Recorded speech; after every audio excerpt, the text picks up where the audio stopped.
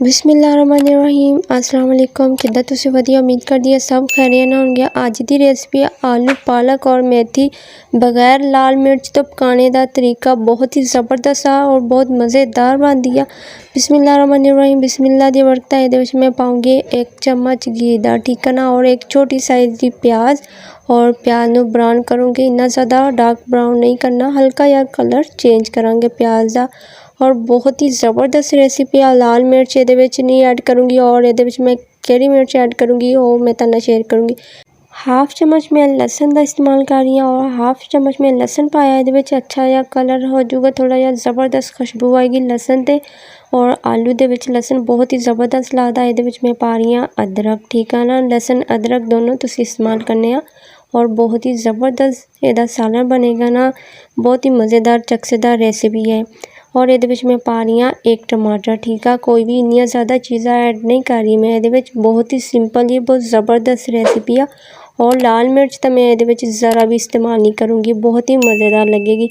पालक तो बहुत मज़ेदार हुंदी है। इहदे विच मैं पा रही हूँ हरी मिर्च, ठीक है ना, हरियां मिर्चां मैं पाऊँगी 1 चम्मच।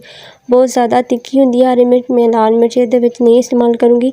और बहुत ही मज़ेदार इहदा टेस्ट आंदा वा ना, हरियां मिर्चां जिहड़ियां तुसीं पांदे ना कुट के, वाह वाह मज़ेदार इहदा जायका हुंदा वा। अच्छा, इहदे विच मैं पा रही हूँ हल्दी, ठीक है ना, हल्दी दा कलर बहुत ज़बरदस्त होना चाहिए हांडी ते। और इहदे विच मैं पा रही हूँ नमक, आपां हस्बे ज़रूरत इस्तेमाल करांगे नमक। पालक ते हमेशा थोड़ा कम इस्तेमाल हुंदा क्योंकि पालक ते बहुत ज़्यादा नमक हुंदा अपना, ठीक है ना। और इहदे विच मैं कम इस्तेमाल करूँगी। अच्छी तरह मिर्च नूं भुन लेना वा ताकि मिर्च दा कोई भी कच्चापन ना रहे।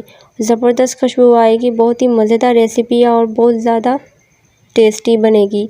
मेरे चैनल ते नवें ते जल्दी ना जाके सब्सक्राइब कर दो, नाल ही बैल आइकन दा बटन प्रेस कर दो ताकि तुहानूं हर आने वाली वीडियो मिल सके। इहदे विच मैं पा रही हूँ मेथी, मेथी नूं अच्छी तरह बुनाई करनी है, ठीक है ना, ताकि मेथी दी जिहड़ी स्मैल वगैरह होगी ना वो ख़त्म हो जाएगी।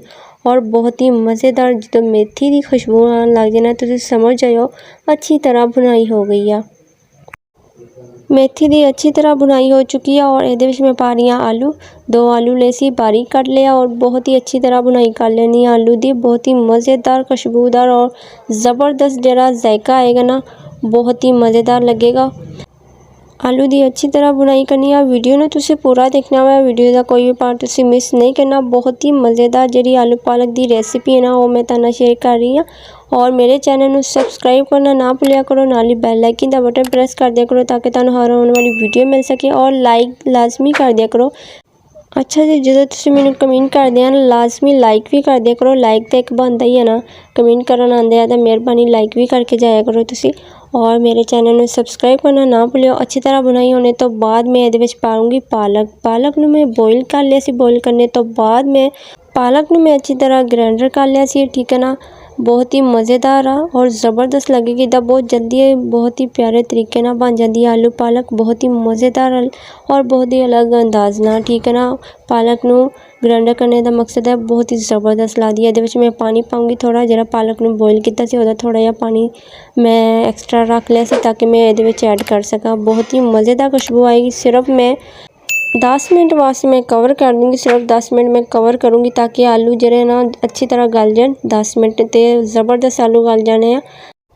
अच्छा जी, 10 मिनट तो हो चुके हैं माशाल्लाह। बहुत ही ज़बरदस्त खुशबू आ रही है, बहुत टेस्टी और बहुत ही मज़ेदार जी रेसिपी रेडी हो चुकी है। अच्छा, हुण इहदे विच मैं पाऊँगी हरा धनिया। माशाल्लाह बहुत ही ज़बरदस्त इदां लगदा जिद्दां साग हुंदा वा, बहुत ही ज़बरदस्त लगदा वा। और पालक नूं बॉयल करके पकाने का अलग ही मज़ा वा। इहदे विच मैं पा रही हूँ हरियां मिर्चां कट्टियां होईयां और हरा धनिया, ठीक है ना। बहुत ही मज़े दी बनी आ, इदां लगेगा जिद्दां तुसीं साग पकाया होया वा। बहुत ही मज़ेदार रेसिपी है। उम्मीद है तुहानूं ज़रूर पसंद आएगी। मैनूं कमेंट करके तुसीं लाजमी दसना वा तुहानूं मेरी रेसिपी किद्दां दी लगी। और बहुत ही ज़बरदस्त रेसिपी मेरी रेडी हो चुकी है माशाल्लाह, तुहानूं ज़रूर पसंद आएगी और बहुत ही मज़ेदार आ। ग्राइंडर करके पकाने का मकसद है इन्ना मज़ेदार इहदा टेस्ट आएगा ना इदां। अगर तुसीं बगैर बॉयल करके पकांदे या ग्राइंडर नहीं करदे इदां पका लैंदे आ, ओहदा टेस्ट होर होएगा इहदा बहुत ही मज़ेदार। ये बिल्कुल साग तरह लगेगी और इन्ना मज़ेदार जिहड़ा इहदा सालन है ना। उम्मीद है तुहानूं ज़रूर पसंद आएगा। अपना बहुत सारा ख्याल रखियो। असीं फिर मिलांगे नवें चस्के दे नाल, नवीं रेसिपी दे नाल। ओके, अल्लाह हाफिज़।